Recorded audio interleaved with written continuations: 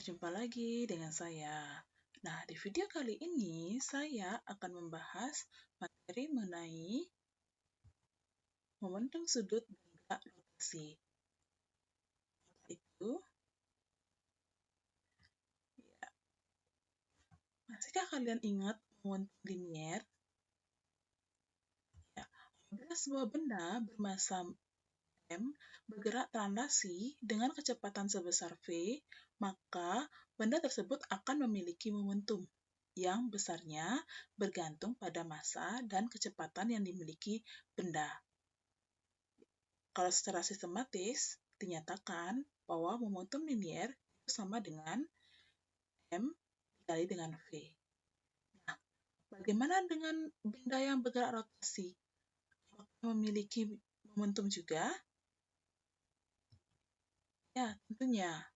Nah, momentum yang terjadi pada benda yang bergerak rotasi itu disebut dengan momentum sudut. Apa itu? Nah, momentum sudut, jadi misalkan sebuah benda bermassa M berotasi pada sumbu tetap dengan kecepatan sudut itu sebesar omega, sehingga memiliki momen inersia I. Nah, maka besar momentum sudutnya dapat dinyatakan dengan L sama dengan I dikali omega. Ya, di mana omega itu kaitannya dengan gerak melingkar, itu adalah kecepatan linier, ya, kecepatan linier dibagi dengan jari-jari dari benda tersebut. Nah, sedangkan I, atau bisa juga omega itu 2pi kali F, ya. Nah, sedangkan I-nya itu adalah momen inersia dari sebuah benda.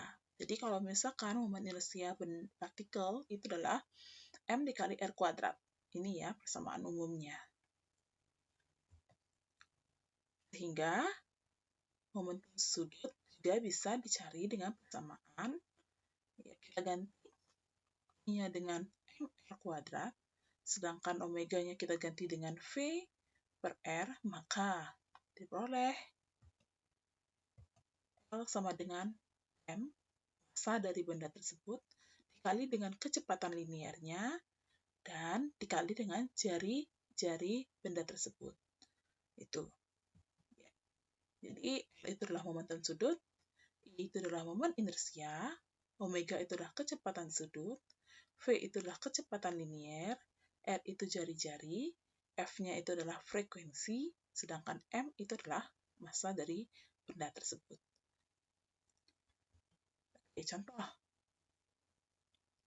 Sebuah partikel bermassa 0,2 kg bergerak melingkar dengan kecepatan sudut tetap 10 rad per sekon.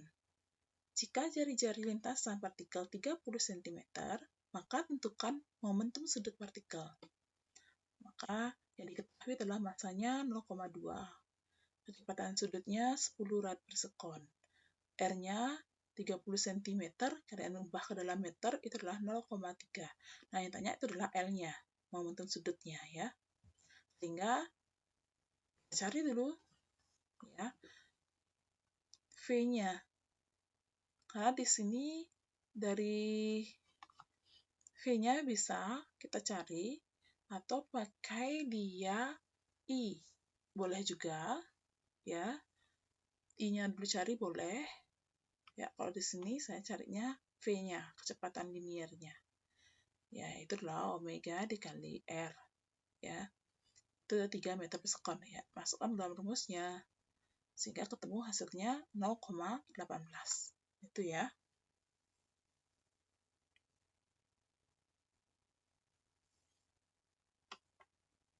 Oke.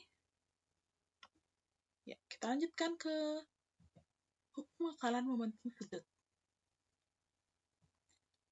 Momentum sudut total pada benda yang berotasi konstan jika torsi total yang bekerja padanya sama dengan 0. Nah, itu merupakan bunyi dari hukum kekalan momentum sudut. Contohnya, itu misalkan pada penari balet. Jadi, jika penari balet itu merentangkan tangannya, ya, penari itu mengalami momentum sudut. Yang besarnya itulah momen inersia dari penari dikali dengan kecepatan sudut dari penari tersebut. Nah, pada saat penari itu melakukan gerakan seperti sebelah kanan dengan menekuk tangannya, nah, jadi penari balet juga memiliki momentum sudut, yang dimana besarnya juga sama, yaitu momen inersia dari penari tersebut dikalikan dengan kecepatan sudut pada saat dia menekuk tangannya, ya, atau melipat tangannya. Itu. Nah, dari sana, jadi hukum peran momentumnya adalah I1 dikali omega 1 sama dengan I2 dikali omega 2, di mana I dikali omega itu sama dengan konstan. Jadi tetap besarnya, artinya sama ya. Jadi momentumnya awal sama dengan momentum akhirnya, seperti itu. Ya. Nah, supaya lebih jelas, kita ke contoh soal. Nah, orang penari balet berputar dengan kecepatan 3 rad per sekon dengan kedua tangannya direntangkan. Pada saat itu, momen inersia penari itu adalah 8 kg meter per sekon kuadrat.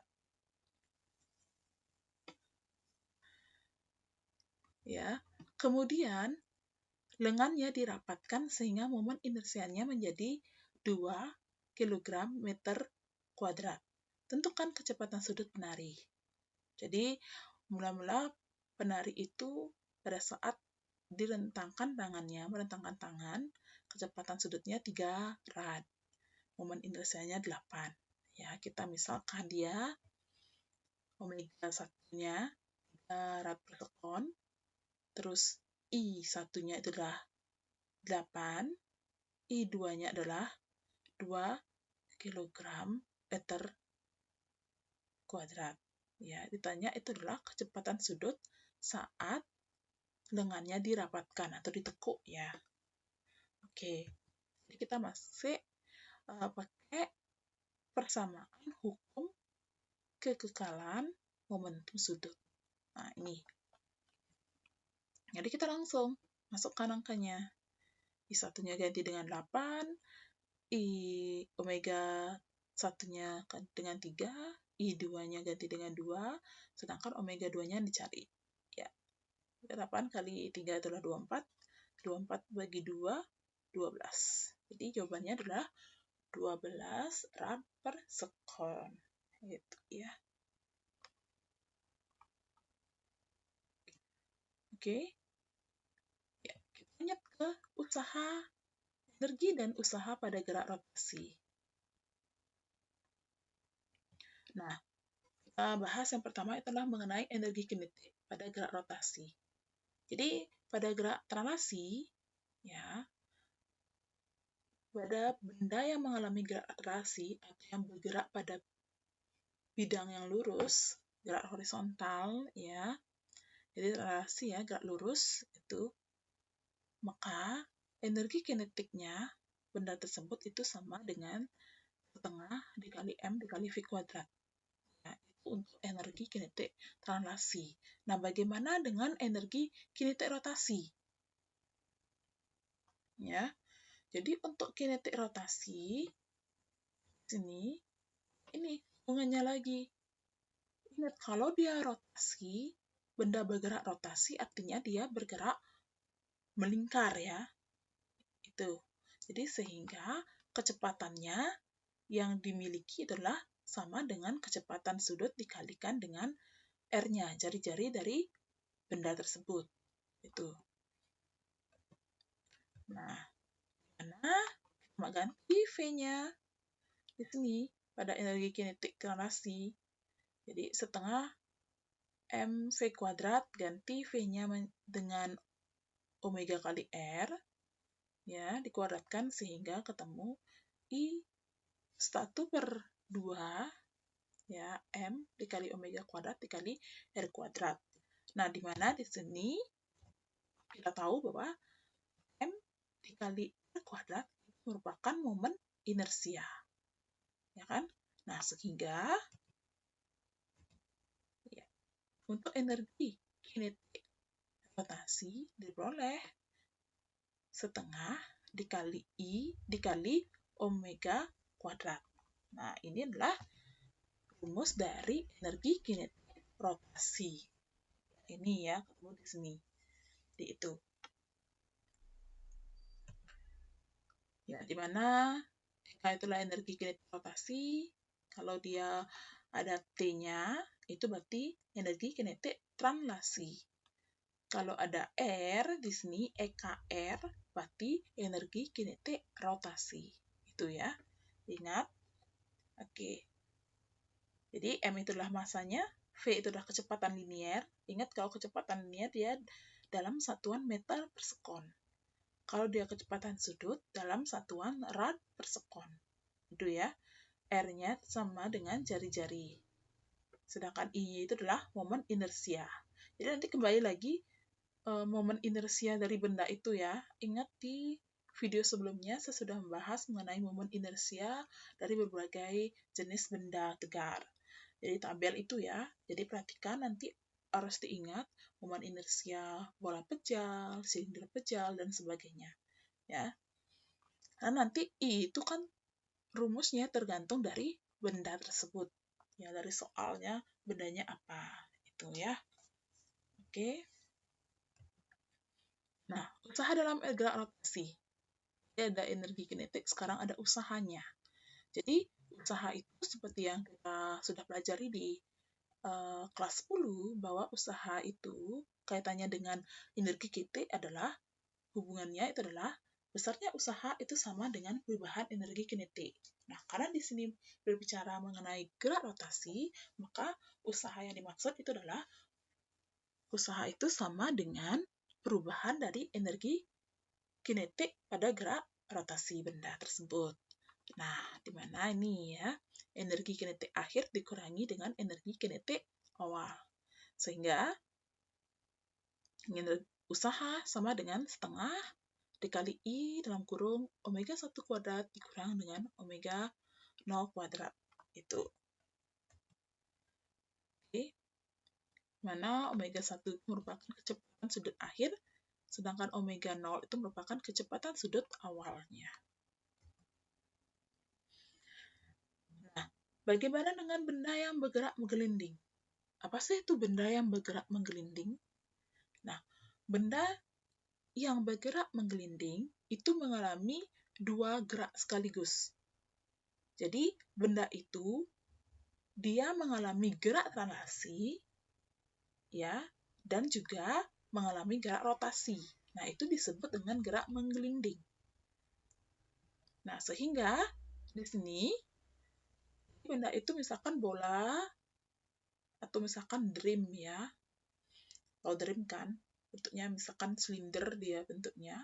Nah, itu kalau kita gerakan bola itu akan bergerak rotasi tetapi juga dia bergerak translasi kan. Nah, itu ingat ya, kalau translasi itu pada gerak lurus, kalau rotasi itu gerak melingkar, seperti gerak melingkar ya. Nah, kalau gerak menggelinding itu gabungan dari keduanya, gabungan dari gerak translasi dan gerak rotasi. Jadi, benda mengalami gerak translasi dan gerak rotasi sehingga energi kinetiknya menjadi energi kinetik total, ya. Itu adalah energi kinetik translasi ditambah dengan energi kinetik rotasi. Itu. Di mana besarnya masukkan energi kinetik translasinya adalah setengah mv kuadrat, energi kinetik rotasinya adalah setengah I dikali omega kuadrat. Nah, inilah energi pada gerak yang menggelinding. Itu ya. Ini disebut dengan energi total. Nah, kalau energi mekanik ya. Energi mekanik awal sama dengan energi mekanik akhir. Ya, masih ingat ya hukum kekalahan energi mekanik ya, di mana energi kinetik yang dimaksud di sini untuk gerak menggelinding itu adalah energi totalnya. Jadi energi kinetik total itu adalah energi kinetik transaksi ditambah dengan energi kinetik rotasi. Sedangkan EP itu adalah energi potensial. Oke.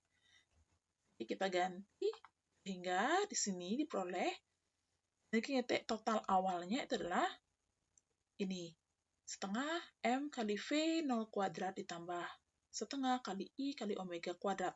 Ini ya, energi kinetik total. Nah, ditambah dengan energi potensial awalnya, itu adalah M kali G kali H. H ini adalah H0 itu adalah ketinggian awal. Sama dengan setengah M dikali V1 kuadrat ditambah setengah dikali I dikali omega 1 kuadrat ditambah energi potensial akhirnya M kali G kali H1 kuadrat. Jadi ingat, kalau eka yang digunakan di sini adalah eka total ya. Yang di sini adalah eka total. Nah, itu.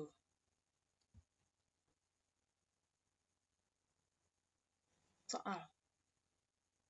Misalkan silinder pejal dengan jari-jari 5 cm bermassa 0,25 kg bertranslasi dengan kecepatan linier 4 meter per sekon. Tentukan energi kinetik silinder jika selain bertranslasi, silinder juga berotasi.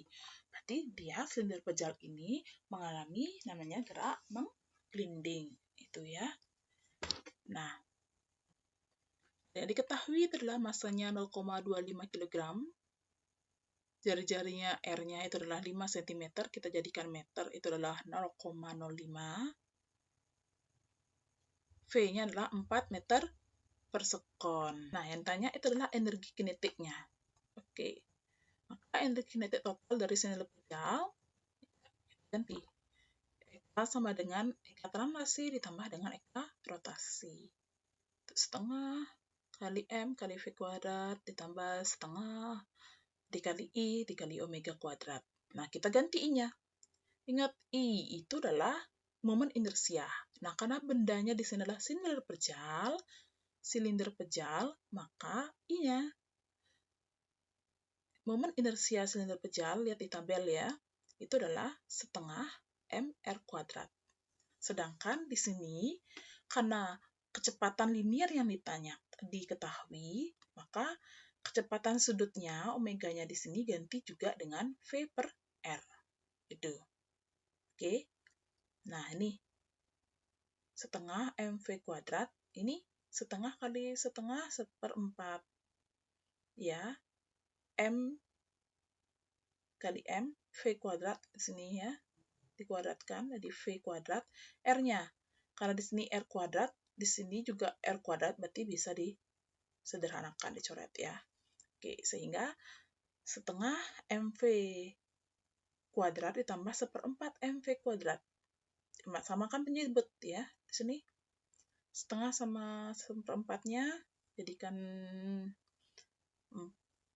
penyebutnya 4, sehingga dapatnya 3/4 MV kuadrat. Nah, lalu ganti M-nya dengan 0,25, V-nya ganti dengan 4, dikuadratkan ya. Sehingga ketemunya adalah 3 Joule. Itu. Oke.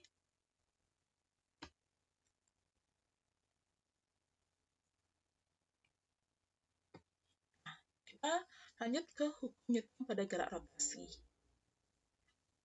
Ya, kita sudah pelajari mengenai hukum Newton di kelas 10 ya, pada semester 1, kalau nggak salah ya. Nah, di sana hukum Newton. Masih ingat kan ya? Nah, hukum 2 Newton pada suatu benda yang bergerak itu akan memiliki percepatan. Jadi menurut hukum 2 Newton, untuk gerak rotasi dapat dinyatakan sebagai berikut. Nah, untuk gerak rotasi itu adalah besar torsi resultan sama dengan momen inersia dikalikan dengan percepatan sudut.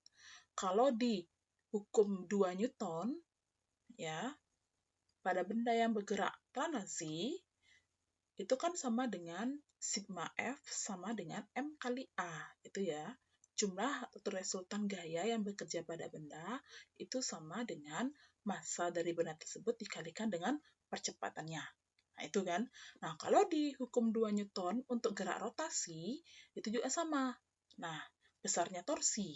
Torsi itu kan jumlah gaya, ya, yang bekerja terhadap poros, kan itu, torsi. Jadi, besarnya torsi resultan sama dengan momen inersia dikalikan dengan percepatan sudut. Yang kita gunakan di sini adalah percepatan sudut, karena bendanya bergerak rotasi. Seperti itu. Nah, ini kalau disistematiskan seperti ini. Sigma tau, ya, sigma torsi sama dengan I dikali dengan alfa. Di mana itu adalah torsi, itu adalah momen inersia, sedangkan alfa itu adalah percepatan sudut benda. Oke. Nah, penerapan gerak rotasi. Pertama pada katrol. Nah, ini perhatikan gambar. Pada katrol ini ya, ini ada katrolnya, digantungkan sebuah tali dengan ujung-ujung tali itu ada massa, ada beban ya, dengan massa M1 dan massa M2 itu. Jadi kalau ini ada tegangan gaya tegangan tali ya, ada di sini untuk T2, di sini untuk T1. Nah, ini W itu adalah gaya berat, ya, massa dikalikan dengan gravitasi. Di hukum Newton di kelas 10 ya. Oke. Nah, dengan anggap bahwa di sini antara katrol dengan tali tidak terjadi slip. Ya, tidak terjadi gesekan, tidak terjadi slip. Torsi resultan pada katrol adalah, maka kita bisa cari torsinya itu adalah R dikali dengan T. Jadi, T1 dikurangi dengan R dikali dengan T2. Jadi, gaya yang bekerja pada benda itu yang diakibatkan adalah gaya tegangan tali dikalikan R. Ingat ya, kan di rumus dari momen gaya itu kan torsi atau momen gaya itu adalah tau sama dengan F dikali R. Kan itu. Nah, F-nya itu adalah gaya tegangan talinya. Gitu. Oke. Karena ada dua di sini, kan perhatikan ini. Ya. T1-nya karena bergerak ke arah M1 bendanya, di mana dari gambar kita perhatikan bahwa M1 lebih besar ketimbang dengan M2, sehingga benda ini akan bergerak ke arah M1. Maka R dikali T1 dikurang dengan R dikali T2. Nah, itu untuk resultannya. Torsi resultan pada katrol ya, itu pada katrol. Nah, selanjutnya, menurut hukum 2 Newton pada gerak rotasi, katrol M terhadap porosnya. Jadi kita tinjau hukum 2 Newton pada gerak rotasi katrol. Katrolnya ini juga bergerak. Ya. Pada saat ini bendanya turun, nah ini ya, nih M1-nya bergerak ke arah M1, katrolnya ini juga berputar. Nah, juga dia berputar. Ya, dia mengalami gerak rotasi.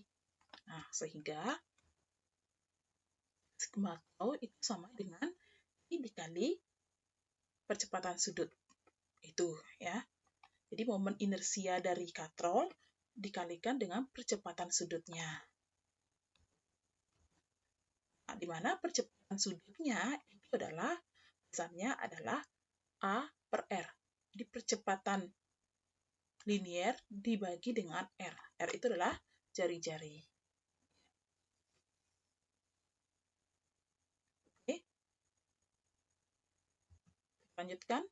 Nah, di hukum 2 Newton untuk gerak dua beban. Jadi kita tinjau sekarang beban M1 dan M2. Ya. Nah, untuk beban M1 persamaan ini dari rumus hukum 2 Newton, yaitu sigma F sama dengan M1 dikali A. Itu. Sehingga nanti diperoleh ini. W itu adalah, W1 itu adalah M1 kali G dikurang dengan T1-nya. Kayak tegangan talinya ya.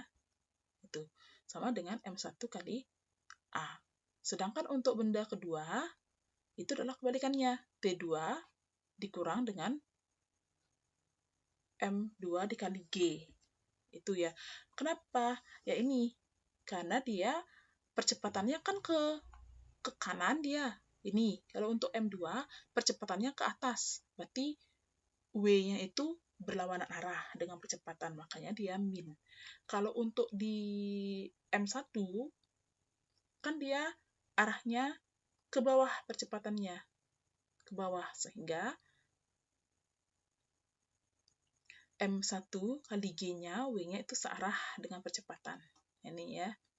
Tuh. Ingat kembali materi hukum Newton pada semester 1. Oke.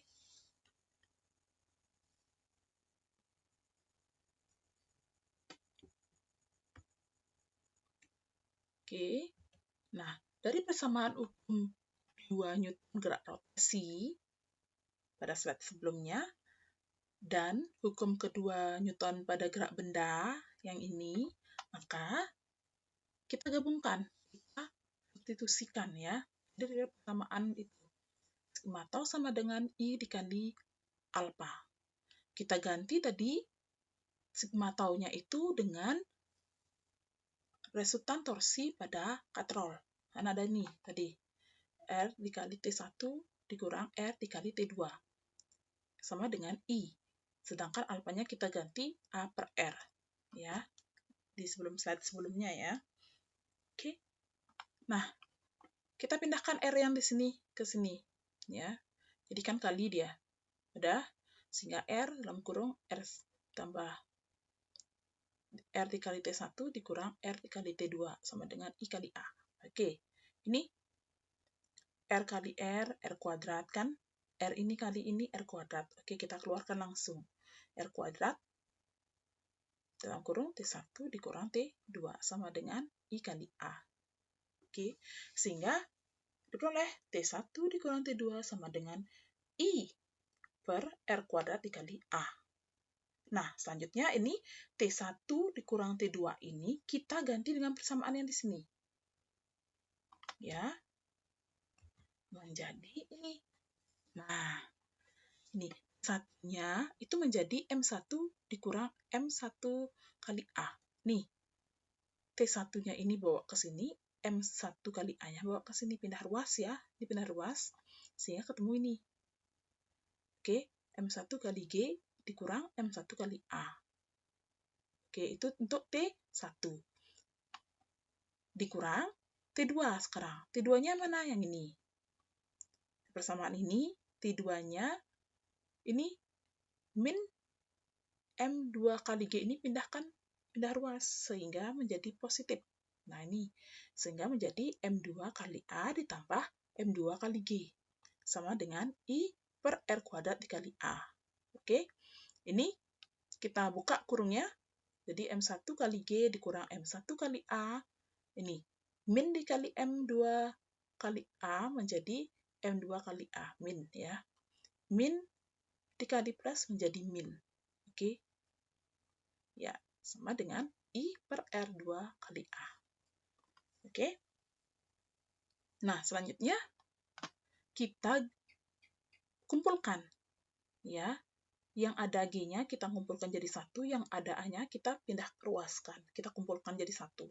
Sehingga M1G ya dikurangi dengan M2G. Oke. Dikali sama dengan I per R kuadrat A ditambah. Nih, dari ruas menjadi positif. M1 kali A. Ini pindah ruas menjadi positif juga. Ditambah M2 kali A. Nah, kita keluarkan. Ini keluarkan G-nya. Yang di sini kita keluarkan A-nya. Oke, sehingga G dalam kurung M1 kurang M2 sama dengan A dalam kurung M1 tambah M2 ditambah I per R kuadrat. Oke, nah yang kita cari itu adalah A-nya sekarang. Sehingga ketemulah ini. A sama dengan I dalam kurung M1 kurang M2 per M1 tambah M2 ditambah I per R kuadrat. Nah, inilah rumus dari percepatan sistem pada katrol ini. Itu ya. Nah, ini keterangannya. A itulah percepatan, B itulah percepatan gravitasi, M1 adalah massa benda 1, M2 adalah massa benda 2, I itulah momen inersia katrol. Jadi tergantung dari jenis katrolnya apa. Apakah dia silinder pejal, nanti itu misalkan bola pejal, tergantung dari soalnya. Kembali lagi ya. R itu adalah jari-jari katrol. Oke. Gelinding. Suatu benda yang menggelinding tanpa slip mengakibatkan gerak translasi dan rotasi. Nah, hubungan sederhana antara laju linier V dengan kecepatan sudut pada gerak menggelinding itu dapat dinyatakan ini ya tadi V sama dengan omega dikali R. Oke. Nah, pertama gerak menggelinding pada bidang horizontal. Ini horizontal. Maka translasinya silinder itu adalah F dikurang Fs gaya gesek ya statis sama dengan M kali A. Oke. Rotasi silindernya adalah tau sama dengan I dikali percepatan sudut. Oke. Nah, torsi penyebab gerak rotasi silinder hanya ditimbulkan oleh gaya gesek statis. Maka tau itu sama dengan R jari-jarinya dikali dengan Fs. Fs itu adalah gaya gesek statis. Gaya gesek statis yang terjadi bervariasi tergantung pada besarnya momen inersia, percepatan dan jari-jari ya. Jadi sehingga di sini bisa itu sama dengan I dikali A per R kuadrat. Nah, itu Fs ya, untuk gaya gesek statisnya. Untuk percepatan gerak translasi silinder, maka ini percepatan tadi ya, F per I ya per R kuadrat ditambah dengan M. Di mana I misalkan dia silinder pejal, itu adalah setengah MR kuadrat kan. Sehingga pada benda pejal kita boleh kecepatannya itu adalah 2 kali F per 3 kali M. Oke. Untuk benda gerak menggelinding pada bidang miring. Pada bidang miring ya, bidang horizontal, sekarang yang bidang miring. Nah, ini. Kadang bidang miring ada sudutnya. Jadi tinggal ditambah M kali G kali sin theta dikurang F kali S sama dengan M kali A. Itu ya.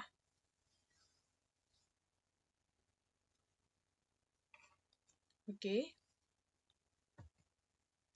Rotasi silinder itu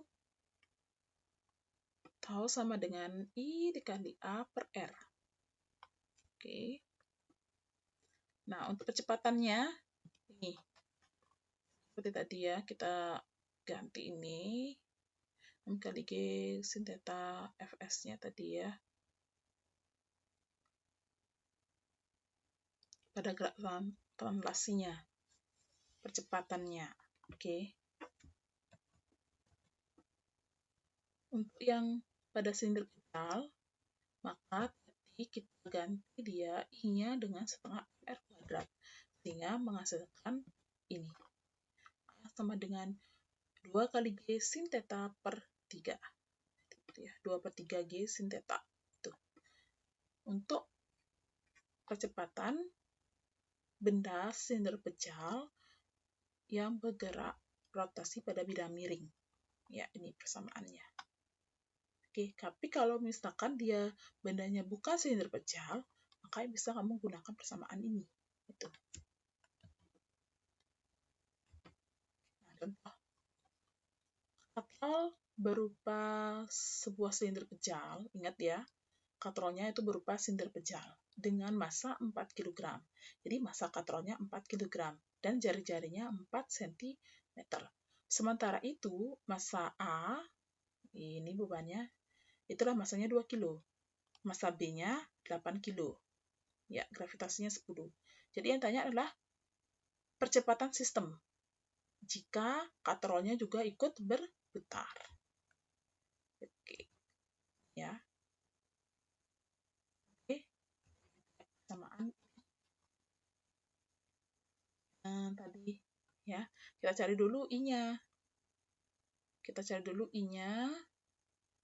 Atau langsung aja bisa sebenarnya. Masukkan atau ganti ini I ini ke ini. Ganti momen inersianya dengan setengah ml kuadrat. Langsung masukkan rumusnya. Langsung angkanya boleh atau cari dulu satu-satu. Ya. Nah, Ibu contohkan dan cari satu-satu ya. Jadi silinder pejal lu cari dengan rumusnya. Setelah ketemu hasilnya 0,0032 ganti I yang di sini dengan ini, gitu ya. Jadi langsung G-nya ganti 10, M2-nya ganti 8, M1-nya ganti 2. M1-nya 2 ditambah 8 ditambah 0,0032 per 0,042. Itu ya. Dikuadratkan. R-nya ya. Oke. Sehingga dihitung. Ini 8 kurang 2 itu 6. 2 tambah 8 ini dikali 3. Dikuadratkan. Terus hasilnya itu pakai membagi ini.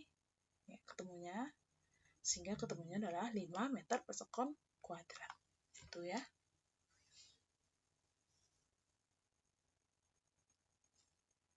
Oke. Nah, contohnya selanjutnya itu ada sebuah benda silinder pejal bermassa 10 kg berada di atas permukaan yang kasar. Ditarik gaya F 60 Newton. Seperti gambar ini ya. Maka tentukan percepatan gerak silinder jika jari-jarinya adalah 40 cm. Oke. Jadi dari rumus ini. Nah, karena tadi bendanya adalah silinder pejal, nah langsung ini rumusnya. Oke, kita ganti ini. A sama dengan 2 kali F per 3 kali M. Langsung ya. Oke, jadi 2 dikali F-nya 60. F-nya 60. 3 dikali 10. 10 M-nya, masanya ya, 10. Sehingga ketemu 2 kali 60, 120 dibagi 30. Jadi ya, 4 ya. Oke, nah itu mengenai materi gerak, rotasi, dan momentum sudut ya. Dan penerapan dari gerak rotasi itu dari berbagai jenis ya. Ada katrol tadi, terus ada pada gerak menggelinding, pada bidang miring, baik juga di horizontal itu ya. Nah, sampai di sini materi video kali ini. Jadi sampai jumpa di video selanjutnya. Terima kasih.